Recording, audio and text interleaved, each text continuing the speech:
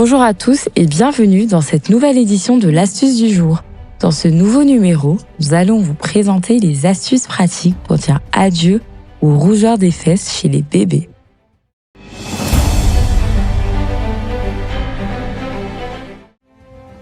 L'érythème fessier, encore appelé rougeur des fesses, est une inflammation cutanée causée par le contact prolongé de la peau du bébé avec une couche souillée par des selles ou par de l'urine.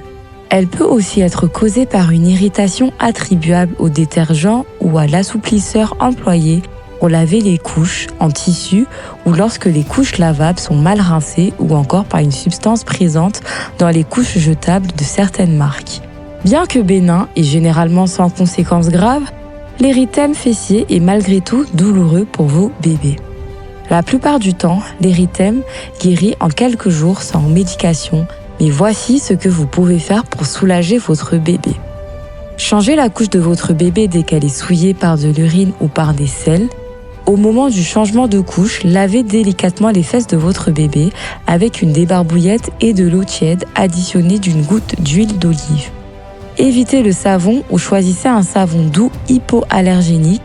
Vous pouvez utiliser des boules de coton imbibées d'huile d'olive ou d'huile minérale pour enlever les selles collantes. Séchez la peau en l'épongeant avec une serviette propre, ne frottez pas. Il n'est pas nécessaire de laver les fesses du bébé avec du savon s'il n'y a que de l'urine dans la couche. Évitez d'employer régulièrement des lingettes humides jetables si elles contiennent de l'alcool ou d'autres produits irritants pour la peau sensible de votre enfant.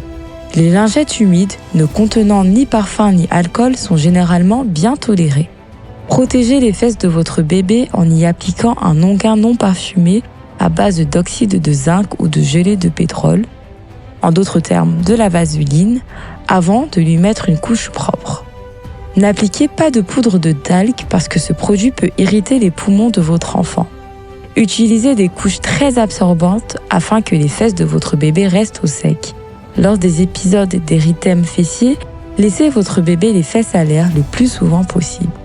Si l'érythème fessier s'aggrave au bout de 3 ou 4 jours ou s'il persiste plus de 4 jours malgré le recours aux mesures décrites précédemment, il pourrait s'agir d'un érythème fessier avec surinfection à Candida, un champignon microscopique qui prolifère dans les plis de la peau. Dans un tel cas, consultez un pédiatre qui pourra vous donner de meilleurs conseils. C'était l'astuce du jour, à très bientôt pour une nouvelle édition sur Season Media.